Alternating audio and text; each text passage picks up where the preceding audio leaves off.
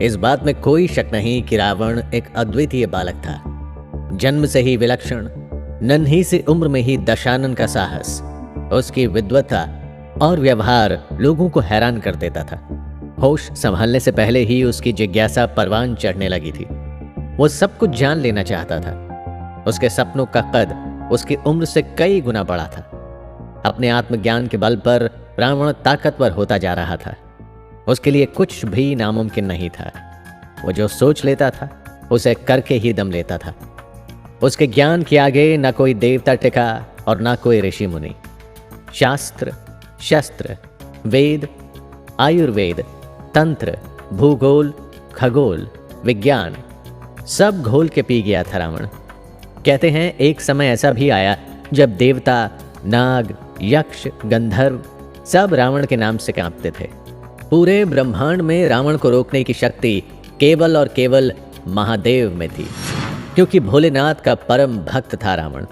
कहते हैं जब वो तपस्या करता था तीनों लोक डोल जाते थे। जब वो मंत्र जपा करता था देवताओं के आसन हिलने लगते थे।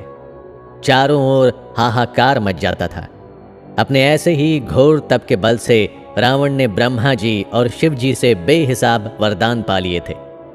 इन्हीं वरदानों ने रावण को विश्व विजेता बना दिया। लेकिन ऐसा क्या हुआ कि सब कुछ जीत कर भी हार गया रावण? आखिर रावण ने ऐसा क्या किया कि उसे ये श्राप झेलना पड़ा? अपनी बेहिसाब ताकत के नशे में रावण इस कदर चूर था कि सही गलत का अंतर भूल चुका था। उसे अपना किया कोई भी काम गलत नहीं लगता था।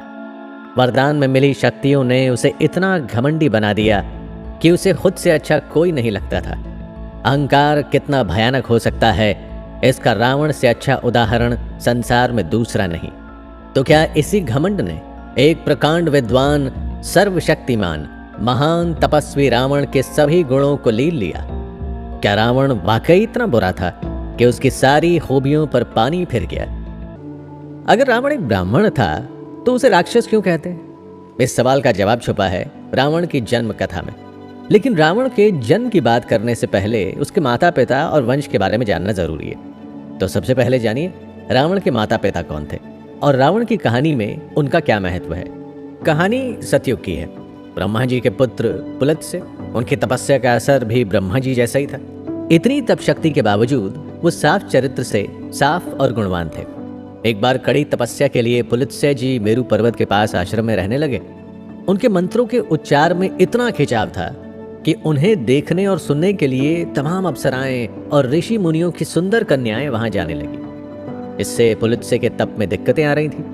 एक दिन पुलत्स्य जी ने उन लड़कियों को चेतावनी दी कि कल से जो भी लड़की यहां दिखाई देगी मेरे श्राप से गर्भवती हो जाएगी।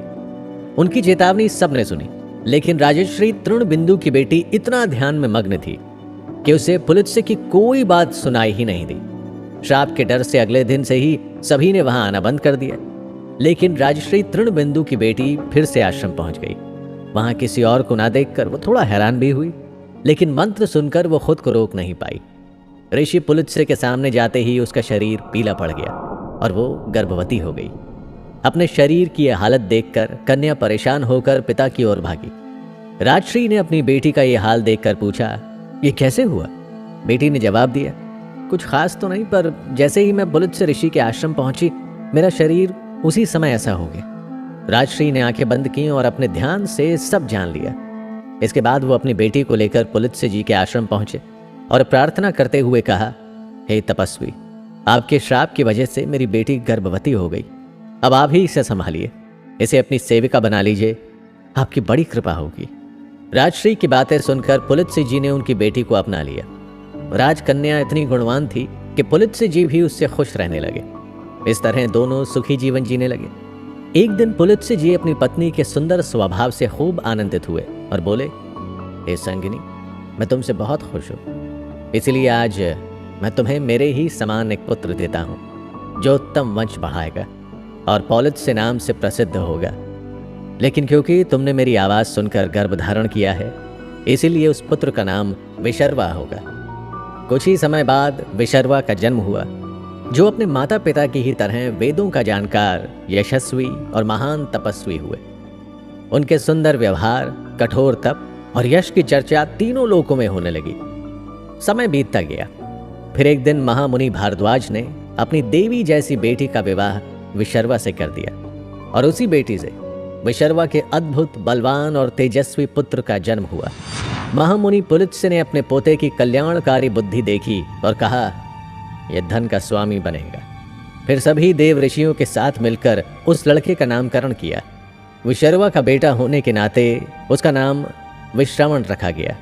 अपने वंश के गुणों से भरपूर ये लड़का भी महान तपस्वी बनेगा और अपने कठोर तप से ब्रह्मा जी को खुश करके उनसे लोकपाल बनने का वरदान हासिल किया। वैश्रवण ही आगे चलकर धन के देवता कुबेर बने। सृष्टि का सारा धन संभालने की जिम्मेदारी कुबेर को देकर ब्रह्मा जी चले गए। तब कुबेर ने अपने पिता से कहा, आप मुझे इस वरदान के साथ रहने लायक कोई ऐसी जगह बताएं जहां मेरे रहने से किसी को तकलीफ ना हो। तब विशर्वा ने उन्हें राक्षस नगरी लंका में रहने की सलाह दी। विशर्वा ने कहा, हे पुत्र, दक्षिण समुद्र के तट पर त्रिकुट नामक एक पर्वत है जिसके शिखर पर विशाल लंकापुरी है। विश्वकर्मा ने उसे राक्षसों के लिए बनाया था, लेकिन विष्णु भगवान के डर से राक्षस पाताल में ही जा छुपे हैं। इसीलिए भव्य स्वर्ण और मणियों से सजी लंका अभी खाली है। तुम वहां जाकर रहो। पिता की आज्ञा से कुबेर लंका में सुख से रहने लगा। इस बात से रावण की कहानी का क्या रिश्ता है? आखिर रावण के चरित्र में विशर्वा और उनके बेटे कुबेर का क्या हिस्सा है? और अगर लंका कुबेर की थी तो रावण को लंकेश क्यों कहा जाता है? लंका कुबेर की थी तो रावण की कैसे हो गई? आगे की कहानी में आपको इन सभी सवालों के जवाब खुद ब खुद मिलने लगेंगे। चलिए बढ़ते हैं अगले एपिसोड की तरफ और रावण की आगे की कहानी जानते हैं।